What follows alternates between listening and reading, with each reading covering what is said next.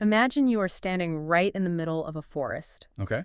But this isn't the kind of forest you would find on Earth. The trees here don't just grow, they shimmer. Right. They have this prismatic shifting light that basically moves through the leaves like a pulse, and the air actually hums with this bioenergy. It's incredibly atmospheric in the source material. It really is. Overhead, you have these twin moons casting a surreal glow on water that has been pristine for, what, 5,000 years? 5,000 years, yeah. Untouched. The prismatic forests of Celis. It sounds like the ultimate sanctuary. It sounds exactly like paradise. But then, you look down at your boots, and right there, cutting through the native moss, is this sapling. Ah, right. It's beautiful, it's glowing, and it completely looks like it belongs there, but it's actually a weapon. Which is such a wild concept. It is. It's an ecological siege taking root right under your feet. And that image, that specific contradiction of a beautiful living thing acting as an instrument of war, is exactly why Chapter 16 of the NeoMercy Clan universe is so gripping. Yeah. That is exactly what we are jumping into today, the Aquatic Siege. And we aren't just doing a standard plot summary for this deep dive. Our mission today is to really unpack the geometry of this conflict.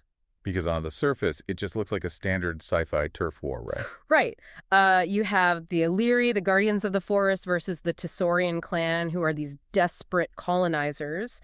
But if you look closer at the source material, it's not a straight line between 2 points. It is a triangle. And the third point of that triangle is the one holding the match. Exactly. We are talking about a three-way collision between preservation, survival, and pure Machiavellian manipulation. There's so much going on. We've got bioseeding, frequency hacking. A whole detective story buried in the middle of a war zone. Yeah. So let's set the board for you all listening. We are on the planet Celis.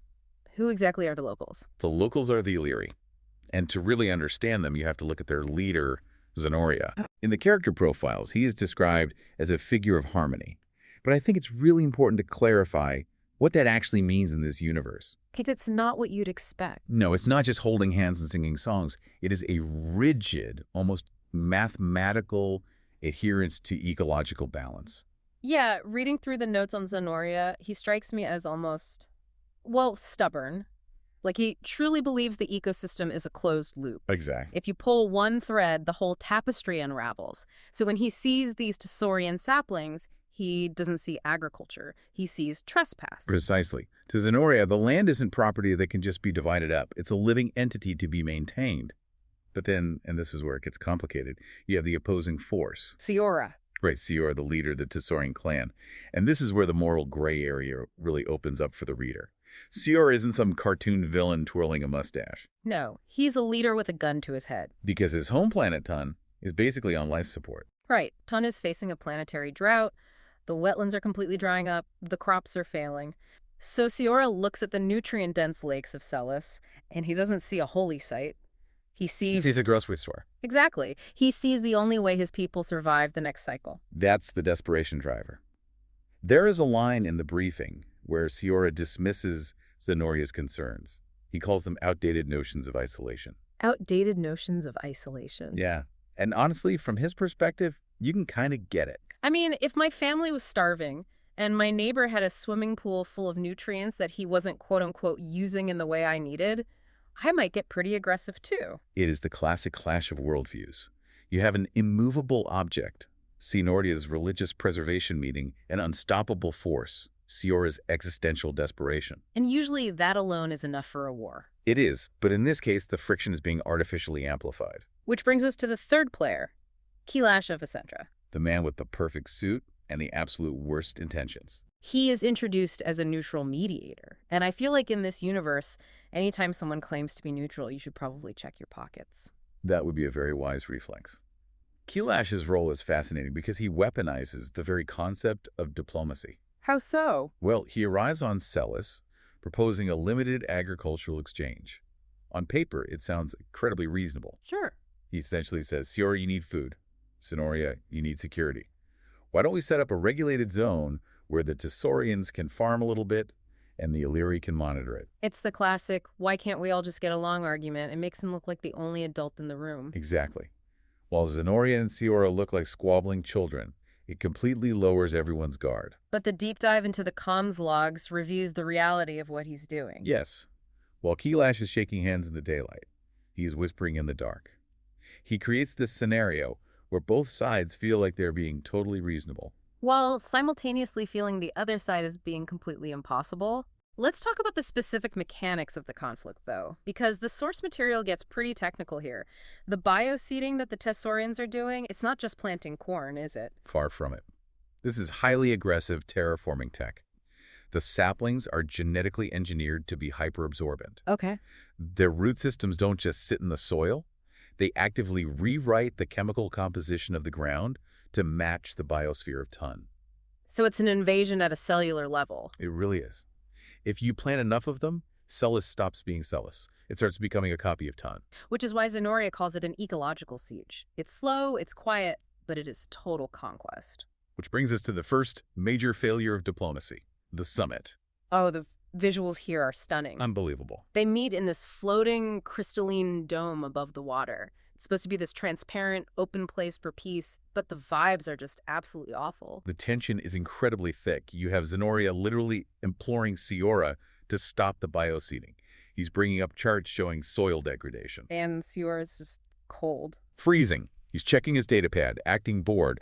He basically says, "My people will not wait while you debate philosophy." And Kelash is just sitting there stoking the fire. He is a master at it. He does this thing where he validates both sides just enough to make them angrier. Like, he'll say to Zenoria, it is unreasonable for them to take so much. Yeah. And then he'll turn right around to Seora and say, but surely survival justifies some flexibility. He frames every single compromise in a way that he knows the other side will reject. Yeah. He is fundamentally designing the negotiation to fail. Because if diplomacy works, Kelash loses. But then we get the wild card. Ruvan. Ruvan, the investigator. I love a good noir detective in a sci-fi setting. It works so well here. Zenoria hires him just to do a basic background check, basically, but Ruvan finds the absolute smoking gun regarding the timeline. Ruvan is kind of the audience surrogate here. He looks past all the political rhetoric and just looks at the timestamps. Right, the data. Exactly. This is the key detail. The Tessorians claimed they wanted to negotiate access to the lakes. But Ruvan finds biodrones in the sector that were deployed 3 weeks before the summit was even announced. Oof. So the invasion wasn't a plan B if talks failed. It was plan A all along. Exactly. The diplomacy was just a stall tactic to let the saplings take root. And once Ruvan sees that, the facade cracks. Zenoria realizes he's been talking to a brick wall. Yes. So the dome cracks, metaphorically speaking, and we move into the tit-for-tat phase. And honestly, this is the part of the story that I think is the most realistic. How so? Because it doesn't just go straight to nuclear war. It starts with sabotage. It's the slow slide into chaos. Yeah. The Aliri stop talking and they start weeding. But weeding on this scale is a massive military operation. Right. Aliri operatives start infiltrating Tessorian ships at night. They aren't killing people yet. They're just destroying the bioseeding equipment and uprooting the plants. Which, if you are a hungry Tessorian zealot, looks exactly like someone burning down your crops. It looks like they want you to starve. It looks like an outright act of aggression. So the Tessorians retaliate. Of course they do. They sabotage the Aliri irrigation systems and the biofiltration arrays.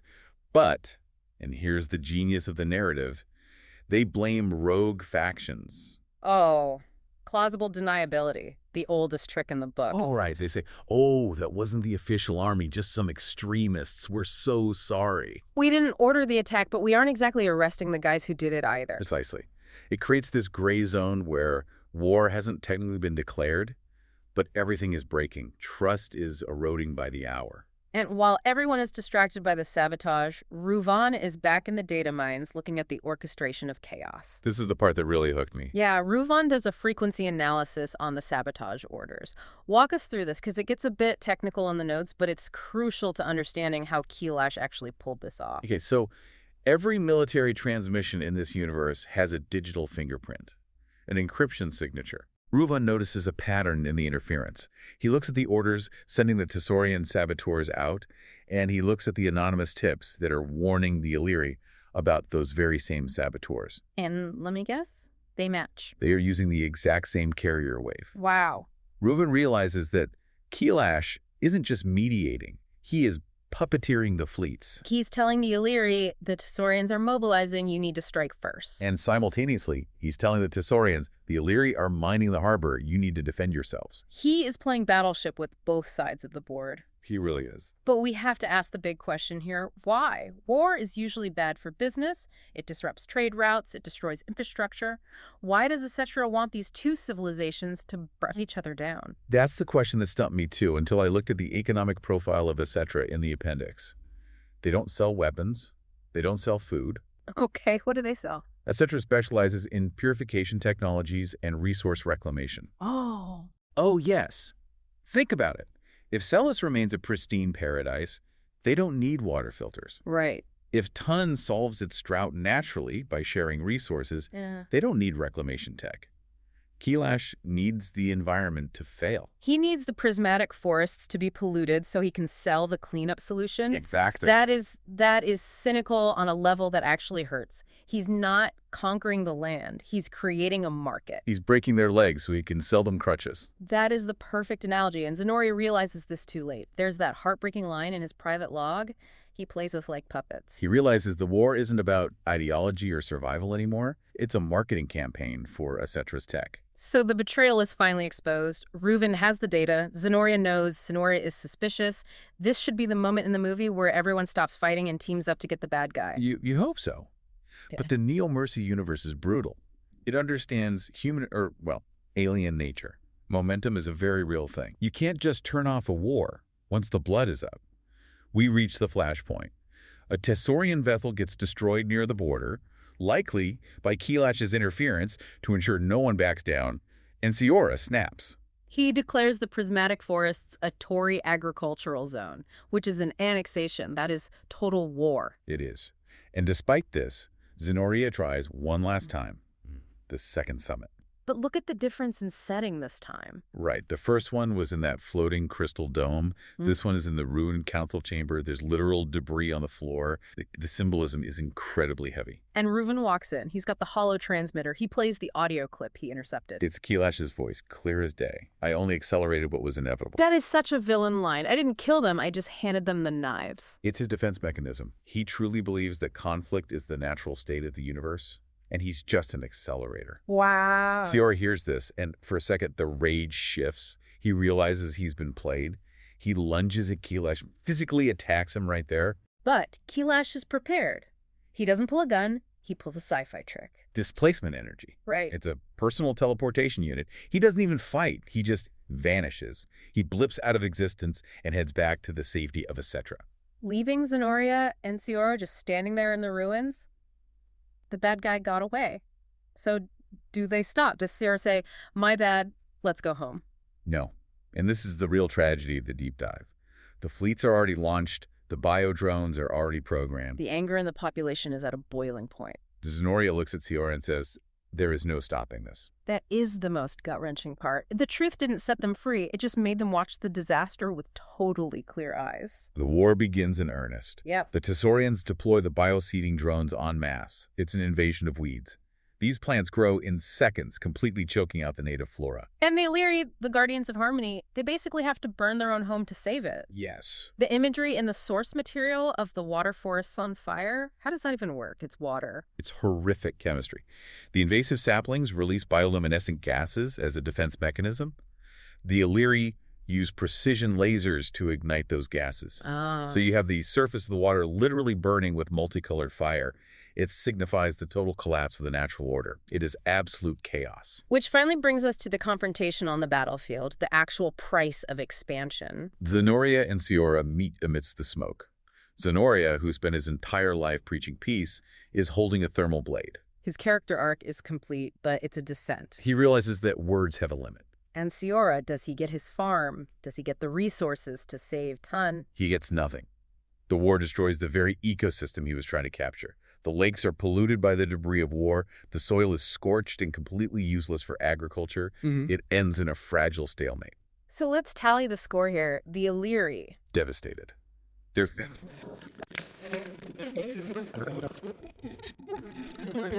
bankrupt and still thirsty. They overextended their resources fighting the war, so the drought on Tun is worse than ever. And Kelash. The clear winner. The epilogue notes that Acetra's stock prices soared the following quarter. Kelash is now selling high-grade water purification units to ton and ecological reclamation tech to the Aliri He created the sickness and sold the cure. at a premium.